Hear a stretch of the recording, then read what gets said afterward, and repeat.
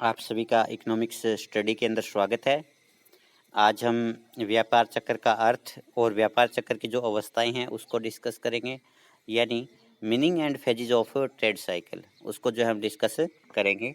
तो आइए शुरू करते हैं अपना आज का ये टॉपिक। सबसे पहले हम ये जानते हैं कि जो व्यापार चक्र है वो होता क्या है। प्रत्येक देश की जो अर्थव्यवस्था होती है, उन अर्थव्यवस्थाओं के अंदर जो है एक समानता मिलती है, और वो ये समानता है कि प्रत्येक देश की अर्थव्यवस्था का विकास एक समान गति से नहीं हुआ है। यानी कभी विकास की गति धीमी रही है, कभी तेज रही है। इसी प्रकार से जो एक देश का विकास होता है, और ये केवल एक देश का नहीं, सभी देशों का ही इसी सिस्टम से होता है। उनमें कभी मंदी आती है तो कभी उनमें तेजी का दौर आता है। इस प्रकार से एक अर्थव्यवस्था के अंदर एक निश्चित समय के बाद मंदी और तेजी के जो ये चक्कर या दौर आते हैं उसे हम व्यापार चक्कर कहते हैं। तो व्यापार चक्र का मतलब कि साइकिल क्या होता है, पहले आप देखिएगा। जैसे आप इस साइकिल को लेते हैं, ये एक चक्कर है। इस चक्कर के अंदर एक इसका न्यूनतम पॉइंट होता है, एक इसका अधिकतम पॉइंट होता है। तो ये चक्कर जो है लगातार इसी प्रकार से चलता रहता है। तो अर्थव्यवस्था के अंदर भी लगातार जो है ये साइकिल चलता है, मंदी और तेजी का। कभी मंदी आती है, कभी तेजी आती है। हालांकि इसकी अवधि अलग अलग हो सकती है, अलग अलग देशों के अंदर इसकी अवधि अलग अलग हो सकती है। एक देश के अंदर जो है अलग अलग व्यापार चक्रों की अवधि अलग अलग हो सकती है, लेकिन आएंगे अवश्य। ये फेजेज जो है अवश्य आते हैं, मंदी और तेजी प्रत्येक देश में अवश्य आती है। तो प्रत्येक अर्थव्यवस्था के अंदर इस प्रकार से जो मंदी और तेजी के दौर आते हैं, इसको हम जो ट्रेड साइकिल या व्यापार चक्कर कहते हैं। व्यापार चक्र की परिभाषा देखते हैं आप। एनातोल मुराद के अनुसार तेजी और मंदी के बार बार उत्पन्न होने की अवस्था व्यापार चक्र की सबसे सरल परिभाषा है। तो बहुत ही आसान सी परिभाषा, आप याद कर लीजिएगा इसको। इसके बाद है व्यापार चक्र के प्रकार। शुम्पीटर ने अवधि के आधार पर व्यापार चक्रों को जो 3 भागों में मुख्य रूप से बांटा है। तो पहला है प्रमुख व्यापार चक्र, मेजर साइकिल। ये जो प्रमुख व्यापार या मेजर साइकिल ट्रेड साइकिल होता है, इसको हम जो जगलर चक्र भी कहते हैं, क्योंकि इसकी व्याख्या सबसे पहले फ्रांस के अर्थशास्त्री जगलर ने की थी। और इसकी जो अवधि होती है वो 8 से लेकर के 12 साल तक होती है। जैसे ये जो एक साइकिल है, ये जो मंदी से शुरू होता है, इस प्रकार से यहाँ से लेकर के यहाँ तक ये वापस आता है। तो इस अवधि को जो है हम क्या कहेंगे, एक व्यापार चक्र की अवधि कहेंगे। तो यहाँ से जो शुरू होता है, यहाँ तक पहुँचने में ये 8 से लेकर के 10 साल तक लेता है। तो ये जो प्रमुख या मेजर जो है व्यापार चक्र है, जिसको हम जगलर चक्र कहते हैं। दूसरा जो है छोटे व्यापार चक्र या माइनर जो है ट्रेड साइकिल, इसे हम जो है किंचिन जो है ट्रेड साइकिल भी कहते हैं, क्योंकि इसकी व्याख्या सबसे पहले जो एक अंग्रेज अर्थशास्त्री किंचिन ने की थी। इसकी अवधि जो होती है वो 2 से लेकर के 5 साल तक होती है। अब ये जो एक प्रमुख व्यापार चक्र होता है, उसमें कई छोटे छोटे व्यापार चक्र शामिल होते हैं। जैसे मान लीजिए ये जो एक बड़ा ट्रेड साइकिल है, इसके अंदर जो है छोटे छोटे 2 ट्रेड साइकिल हो सकते हैं। तो इस प्रकार से ये जो छोटे व्यापार चक्र होते हैं, इनकी अवधि 2 से लेकर के 5 साल तक होती है। आगे अति दीर्घ व्यापार चक्र, या जिसको वेरी लॉन्ग ट्रेड साइकिल हम कहते हैं। ये जो है इसकी जो व्याख्या थी वो कोनरातिफ ने की थी, इसलिए इसको हम जो है कोनरातिफ व्यापार चक्र भी कहते हैं। और कोनरातिफ जो थे वो रूस के अर्थशास्त्री थे। और इस ट्रेड साइकिल की जो अवधि होती है वो 50 से लेकर के 60 साल तक होती है। यानी ये इसकी जो शुरुआत होती है, जैसे मान लीजिए कहीं से भी हुई हो इसकी शुरुआत, वापिस ये अपनी उसी स्टेज तक पहुंचने में 50 से लेकर के 60 साल तक लेता है। तो ये जो कोनरातिफ व्यापार चक्र है, इसके अंदर जो प्रमुख चक्र होते हैं 5-6 प्रमुख चक्र होते हैं, 15-20 जो है इसके अंदर जो छोटे व्यापार चक्र शामिल होते हैं। अब व्यापार चक्र की अवस्थाएं, शुम्पीटर ने प्रत्येक व्यापार चक्र में पाई जाने वाली अवस्थाओं को 4 भागों में बांटा है। पहली अवस्था है विस्तार या तेजी, जिसको आप बूम कहते हैं। दूसरी अवस्था है सुस्ती, जिसको आप रिसेशन कहते हैं। और तीसरी है मंदी, जिसको जो है डिप्रेशन कहा जाता है। और अंतिम अवस्था होती है पुनरुत्थान, और जिसको हम जो है रिकवरी कहते हैं। तो ये चारों स्टेजेज है, बूम, रिसेशन, डिप्रेशन और रिकवरी। अब ये देखिएगा, हमारे पास में जो है ओ एक्स एक्स के ऊपर हमने समय लिया है, और ओ वाई के ऊपर जो है आउटपुट या उत्पादन लिया गया है। तो ये हमारे पास में जो ई से व्यापार चक्कर प्रारंभ होता है, और ई जो ये विकास रेखा है, कि ये जो देश है, इस देश की विकास रेखा है, जिसमें हम देखेंगे कि समय के साथ साथ जो विकास पहले से अधिक हो रहा है, ऊंची जा रही है ये रेखा। तो समय के साथ साथ विकास अधिक हो रहा है, लेकिन इस विकास की गति जो वो अलग अलग है। प्रारंभ के अंदर जो ई से लेकर के ए तक बूम है। बूम का मतलब तेजी की अवस्था है। ए के बाद हम देखते हैं कि धीरे धीरे उत्पादन के अंदर गिरावट आने लगती है, कीमतों में गिरावट आने लगती है, लाभ में गिरावट आने लगती है, तो रिसेशन आ जाता है और ये बी तक आता है। और बी जो होता है डिप्रेशन का बिंदु है, यानी सबसे भयंकर मंदी है। और इसके बाद बी के बाद में फिर रिकवरी शुरू होती है और ये सी तक पहुंचती है। तो इस प्रकार से जो है अर्थव्यवस्था का एक व्यापार चक्कर जो पूरा होता है, यहाँ से इस ए से शुरू होता है और ए से लेकर के सी तक जो व्यापार चक्कर पूरा होता है, जिसके अंदर जो चारों अवस्थाएं शामिल है। इसके बाद दोबारा से यहाँ पर क्या होगा, बूम आएगा, फिर यहाँ पर रिसेशन होगा, रिसेशन के बाद अर्थव्यवस्था डिप्रेशन में जाएगी, डिप्रेशन के बाद में फिर से रिकवरी होगी। तो इस प्रकार से ये व्यापार चक्र जो चलते रहते हैं। तो ये रेखा चित्र है जिसकी आपने व्याख्या की है। अब हम जो एक एक करके इन स्टेजेस को जो वो देखेंगे। सबसे पहले विस्तार या समृद्धि की अवस्था, जिसको हम बूम कहते हैं। विस्तार की अवस्था एक देश में सबसे उच्च स्तर को दिखाती है कि यहाँ पर उत्पादन है, निवेश है, लाभ है, उसका जो उच्चतम स्तर होता है। और प्रत्येक देश जो होता है इस अवस्था को पाने के लिए जो है प्रयास करता है। इसमें जो आर्थिक गतिविधियाँ होती है, उत्पादन है, बचत है, निवेश है, रोजगार है, तो वो जो है अपने उच्चतम स्तर पर होती है।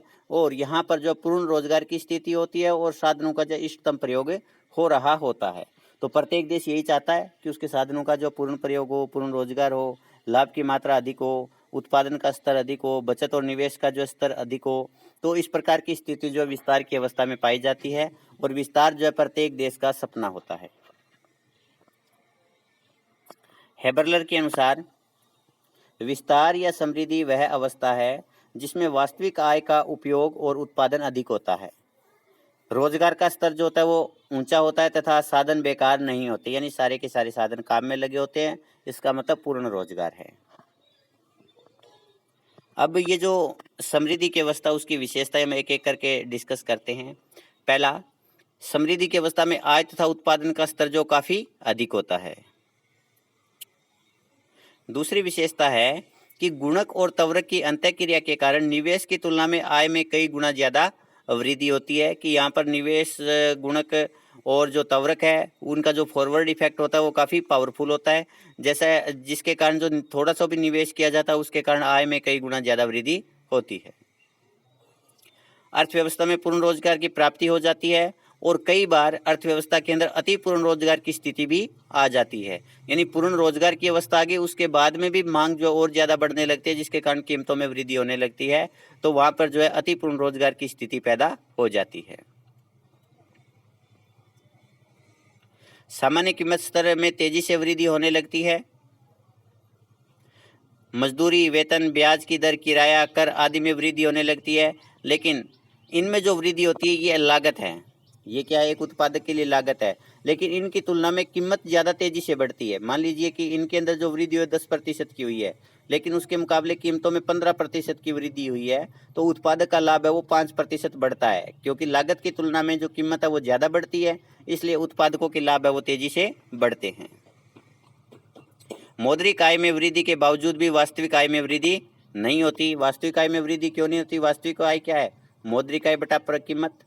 तो यहाँ पर मौद्रिक आय बढ़ती है, लेकिन मौद्रिक आय के साथ साथ कीमत में भी तेजी से वृद्धि होती है।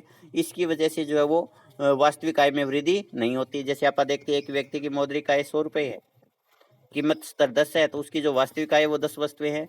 अब मौद्रिक आय बढ़ करके 150 हो गई, कीमत बढ़ करके 15 हो गई, तो उसके कारण अभी भी उसकी वास्तविक आय सेम है। तो ऐसे में मौद्रिक आय के बढ़ने के साथ साथ जो है कीमत में भी वृद्धि होती है, इसके कारण जो है वास्तविक आय में वृद्धि नहीं हो पाती। कीमतों में वृद्धि लागतों की तुलना में अधिक होती है, इसलिए लाभ में वृद्धि होती है। ये आपने जो ऊपर वाला पॉइंट डिस्कस किया था उससे संबंधित है। इसके बाद अर्थव्यवस्था के अंदर आशावादिता का माहौल होता है कि प्रत्येक यही सोचता है कि आने वाले समय में जो उत्पादन और बढ़ेगा, निवेश और बढ़ेगा, लाभ में वृद्धि की संभावना है। तो जब इस प्रकार से आशावादिता होती है तो उसके कारण जो है लाभ की जो संभावना होती है उसकी दर में वृद्धि हो जाती है, यानी MEC है वो बढ़ती है। और MEC यानी आशंसा में वृद्धि के कारण जो निवेश में भी वृद्धि होती है, क्योंकि जब अधिक लाभ की संभावना होती है तो निवेश जो है ज़्यादा लोग अधिक मात्रा में करने लगते हैं। इस अवस्था में बैंक जो है विस्तारवादी साख नीति अपनाते हैं कि बैंक जो है सस्ता लोन देते हैं, क्योंकि बैंकों के पास में लोगों की आय बढ़ने से जमा अधिक हो जाता है। अब उस अधिक जमा को बैंक ज़्यादा से ज़्यादा उधार देना चाहते हैं और ज़्यादा से ज़्यादा उधार देने के लिए ब्याज की दर को कम करते हैं और इसके कारण जो है साख मुद्रा का विस्तार होता है और साख के में वृद्धि के कारण जो है निवेश में भी और ज़्यादा वृद्धि होने लगती है। इस अवस्था में उपभोक्ता मांग में भी वृद्धि होती है और उपभोक्ता वस्तुओं की मांग बढ़ने के कारण कीमत स्तर में भी वृद्धि होने लगती है। समृद्धि की स्थिति में विस्तार तब तक होता रहता है क्योंकि ये जो अनलिमिटेड नहीं है। एक प्रत्येक देश की अर्थव्यवस्था हमेशा जो समृद्धि की अवस्था में नहीं रह सकती, उसकी भी एक लिमिट होती है। तो समृद्धि की अवस्था में विस्तार तब तक रहता है जब तक अर्थव्यवस्था अपने उत्पादन के उच्चतम स्तर पर ना पहुंच जाए और पूर्ण रोजगार की प्राप्ति ना कर ले। और इस स्थिति में जो मुद्रास्फीति भी आ सकती है, यानी कीमत स्तर में भी वृद्धि हो सकती है। लेकिन ये ध्यान रखना चाहिए कि ये जो हाइपोथेटिक है कि जरूरी नहीं कि एक अर्थव्यवस्था के अंदर जो है विस्तार जो है वो पूर्ण रोजगार के स्तर पर पहुंच करके फिर ही डाउन आना शुरू हो। उससे पहले भी अर्थव्यवस्था के अंदर जो है वो डाउनफॉल शुरू हो सकता है, यानी अर्थव्यवस्था के अंदर जो सुस्ती है, जो रिसेशन है, उसकी शुरुआत पूर्ण रोजगार से पहले ही हो सकती है। जैसे मान लेते हैं कि पूर्ण रोजगार का ये स्तर है, लेकिन अर्थव्यवस्था के अंदर ये स्थिति से पहले ही डाउन आनी शुरू हो सकती है। इसके बाद है सुस्ती या रिसेशन। जब विस्तार की अवस्था होती है तो विस्तार की अवस्था में निवेश में तेजी से वृद्धि होने लगती है और जब निवेश तेजी से बढ़ता है तो उसके कारण जो है दो वजहों से निवेश में कमी आती है। पहला, सबसे पहले जो लाभ वाले क्षेत्र थे उस क्षेत्रों में निवेश हो गया। उन क्षेत्रों के अंदर जितना निवेश होना चाहिए था उतना करने के बाद जो कम लाभ वाले क्षेत्र है उन क्षेत्रों के अंदर जब निवेश करने लगते हैं तो उसके कारण लाभ में कमी आती है, कई बार हानि भी होने लगती है। दूसरा, जब निवेश तेजी से होता है तो उससे उत्पादन के साधनों की मांग, कच्चे माल की मांग बढ़ने लगती है, उसके कारण लागत में वृद्धि होने लगती है।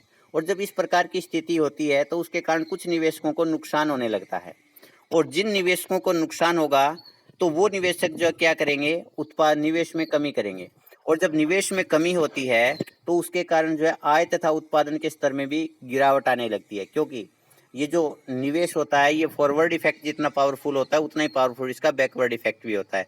यानी जब निवेश में थोड़ी सी कमी की जाती है तो उसके कारण जो आय में कई गुना ज़्यादा कमी होती है।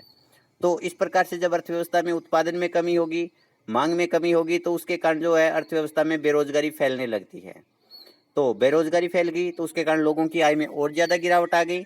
गिरावट आने के कारण मांग और ज़्यादा कम हो गई और मांग कम होने के कारण फर्मों के पास में जो स्टॉक बढ़ने लगते हैं, यानी उनके पास में वस्तुओं का स्टोर बढ़ जाता है और जब वस्तुओं का स्टॉक बढ़ेगा तो वो प्रोडक्शन को कम करेंगे और जब प्रोडक्शन को कम करेंगे तो उसके कारण और ज़्यादा बेरोजगारी फैलेगी और ज़्यादा कीमतों में कमी आएगी। तो इस प्रकार से धीरे धीरे जो अर्थव्यवस्था में सुस्ती आने लगती है। तो ये दूसरी स्टेज की शुरुआत हो जाती है। अब हम जो है दूसरी स्टेज की विशेषताएं देखते हैं। एक अर्थव्यवस्था के अंदर उत्पादन में कमी होने लगती है, अर्थव्यवस्था में लोगों की आय है उसमें कमी होने लगती है, रोजगार में कमी होने लगती है यानी बेरोजगारी फैलने लगती है, अर्थव्यवस्था में मांग के कम होने के कारण कीमतों में कमी आने लगती है, अर्थव्यवस्था में मांग कम होने के कारण, लागत बढ़ने के कारण, लाभ में गिरावट आने के कारण निवेश में कमी होने लगती है, मजदूरी की दर में कमी होने लगती है क्योंकि जब बेरोजगारी फैलेगी तो उसके कारण मजदूर कम मजदूरी पर भी काम करने के लिए तैयार हो जाएंगे, तो इसके कारण मजदूरी की जो दर है वो गिरने लगती है, लाभ कम होने लगते हैं, ब्याज की दर में कमी होने लगती है, लेकिन ब्याज की दर में कमी होने के बावजूद भी लोग निवेश कम करते हैं, यानी साख की मांग कम होती है क्योंकि इस अवस्था के अंदर MEC गिर जाती है। तो ब्याज की दर बेशक गिरे लेकिन उसकी तुलना में MEC में ज़्यादा गिरावट आती है। MEC क्या है, लाभ की दर है, अनुमानित लाभ की दर है। तो इस प्रकार से जो है लाभ की दर में कमी होने के कारण साख की मांग कम होने लगती है और बैंक जो है साख का संकुचन होने लगता है क्योंकि लोग जो है जब साख की मांग ही कम करेंगे तो उसके कारण साख का विस्तार जो पहले से कम होने लगता है।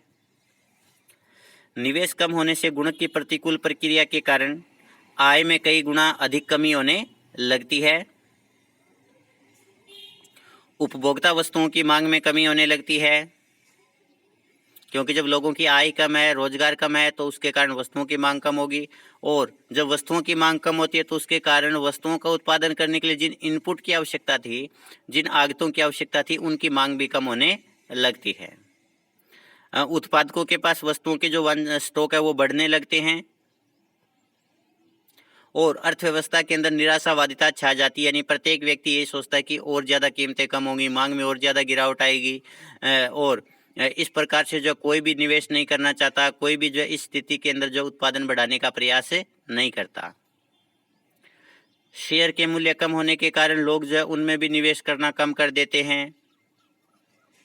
तो इस प्रकार से ये जो मंदी की अवस्था जो है वो आती है, और उसकी विशेषताएं हैं। इसके बाद है मंदी या जो सुस्ती की अवस्था थी, इसके बाद है मंदी या संकुचन की अवस्था। जब एक बार सुस्ती की शुरुआत हो जाती है, यानी धीरे धीरे जो मंदी की शुरुआत हो जाती है, तो उसका जो अगला दौर होता है, उस अगले दौर के अंदर जो है वो और बुरा हाल होता है। यानी पहले जो है डिमांड कम हुई, उसके कारण जो इन्वेस्टमेंट कम होगा, इन्वेस्टमेंट के कारण लोगों की इनकम कम होगी, इनकम कम होगी तो उसके कारण जो रोजगार में कमी आएगी, रोजगार में कमी आएगी तो उसके कारण फिर से जो है मांग कम होगी, निवेश कम होगा। तो इस प्रकार से ये जो अगली अवस्था के अंदर जो ये नकारात्मक चीजें जा रही है, उन नकारात्मक चीजों का जो स्तर होता है वो पहले से अधिक बढ़ जाता है। इसमें लगातार कीमतों में कमी होती जाती है, उत्पादन के साधनों की कीमत और ब्याज की दर कम होने के बावजूद भी निवेश नहीं किया जाता, क्योंकि साधनों की कीमतों में जो गिरावट आती है उसकी तुलना में वस्तुओं और सेवाओं की जो कीमतें होती है वो और ज़्यादा कम होने लगती है। जैसे मान लीजिए कि जो उत्पादन के जो आगत है उनमें 10% की कमी हुई है कीमत में, लेकिन वस्तुओं की कीमतों में 15% की गिरावट आ गई। तो अगर ये 10% कम कीमत के ऊपर भी अगर उत्पादन के साधनों का प्रयोग करता है तो भी इसको 5% का नुकसान होता है। तो इस प्रकार से जब उत्पादक है उनको हानि होने लगती है, तो उस हानि की अवस्था के अंदर उत्पादक कतई निवेश नहीं करेंगे। इस अवस्था में जो है MEC यानी अनुमानित लाभ की दर वो काफ़ी कम हो जाती है, और MEC के कम होने के कारण ब्याज की दर कम होने के बावजूद भी निवेश नहीं किया जाता। जो कच्चे माल के उत्पादक है उनको भी कम कीमतों के कारण हानि होने लगती है, क्योंकि कच्चे माल की लागत जो होती है वो गिर जाती है, लेकिन कच्चे माल की जो मांग है वो नहीं होती या बहुत कम होती है। उसके कारण जो है कच्चे माल के जो उत्पादक है उनको भी नुकसान उठाना पड़ता है, और उनकी स्थिति जो होती है काफ़ी खराब हो जाती है। अब हम जो है ये जो मंदी की अवस्था है इसकी विशेषताएं देखते हैं। उत्पादन तथा आय का जो स्तर होता है वो अपने निम्नतम स्तर पर पहुंच जाता है, काफ़ी नीचा हो जाता है। दूसरा, बेरोजगारी जो काफ़ी अधिक मात्रा में फैल जाती है। मजदूरी, ब्याज और अन्य लागतों में भी कमी होने लगती है।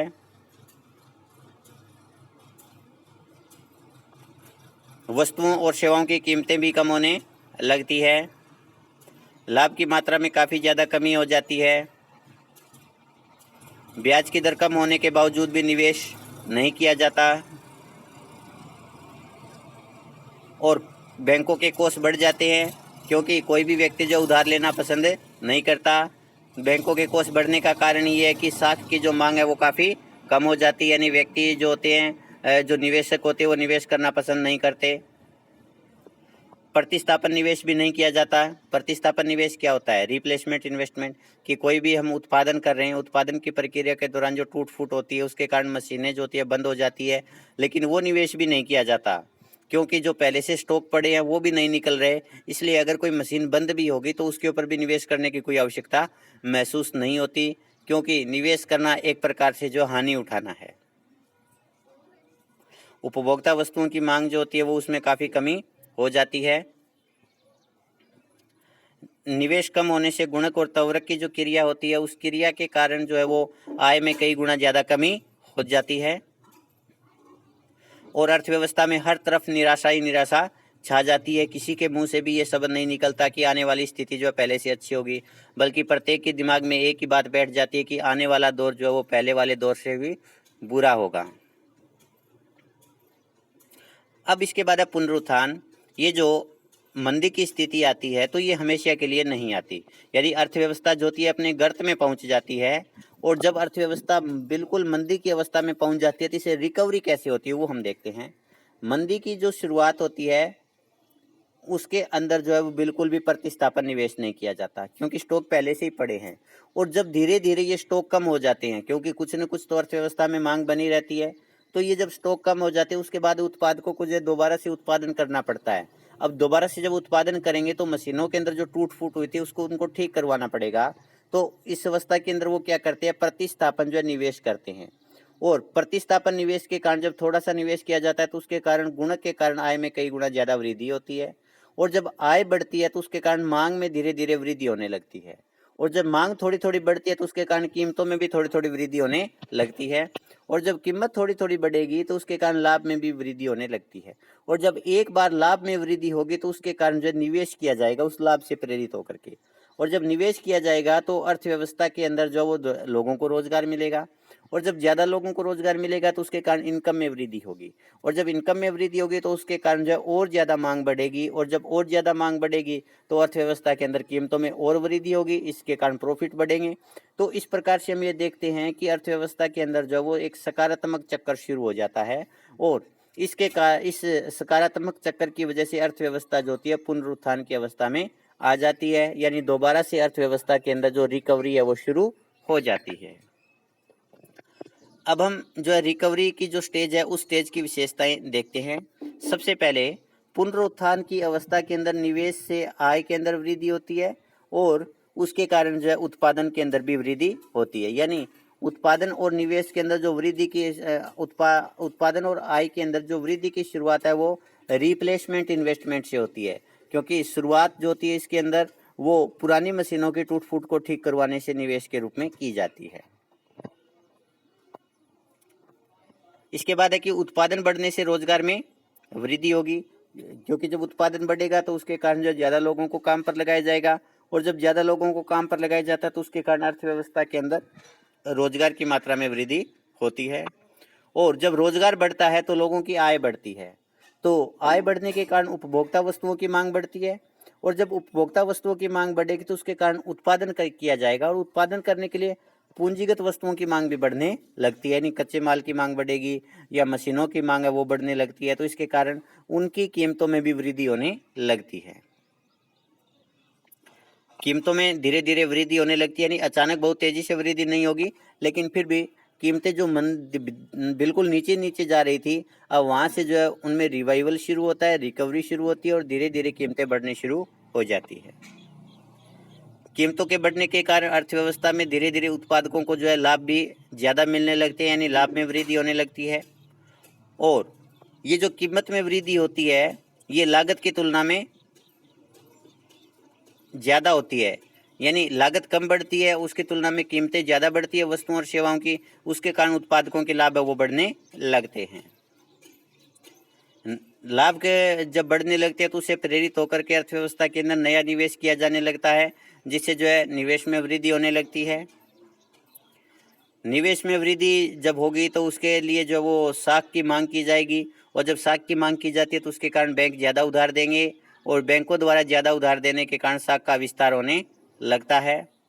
अर्थव्यवस्था के अंदर एक आशावादी का माहौल पैदा हो जाता है, यानी प्रत्येक व्यक्ति ये सोचता है कि आने वाला जो समय है वो पहले से बेहतर होगा, आने वाले समय में कीमतों में और वृद्धि होगी, लोगों की आय और ज़्यादा बढ़ेगी, ज़्यादा लोगों को रोजगार मिलेगा, उत्पादन के स्तर में वृद्धि होगी। तो इस प्रकार से जब आशावादिता आती है तो उसके कारण जो है एमईसी में वृद्धि होगी और एमईसी में वृद्धि होने के कारण निवेश में भी वृद्धि होती है। तो इस प्रकार से हम ये देखते हैं कि अर्थव्यवस्था के अंदर ये जो चारों स्टेज है ये चारों स्टेज जो है एक के बाद एक आती है। हालांकि प्रत्येक देश के अंदर इन स्टेजों की अवधि अलग अलग हो सकती है, इनकी जो डिग्री होती है, यानी किसी देश के अंदर कोई जो मंदी होती है वो ज़्यादा नीचे तक जा सकती है, तेज़ी ज़्यादा ऊपर तक जा सकती है, किसी देश में जो है इनकी डिग्री है वो कम हो सकती है, इनका लेवल है वो कम हो सकता है, लेकिन ये फेजिस जो है प्रत्येक देश में आते अवश्य हैं। तो अब हम मूल्यांकन वाला पार्ट देखते हैं। तो इसके अंदर पहला है कि शुम्पेटर ने व्यापार चक्र के कौन कौन से प्रकार बताए हैं। दूसरा है व्यापार चक्र क्या होते हैं।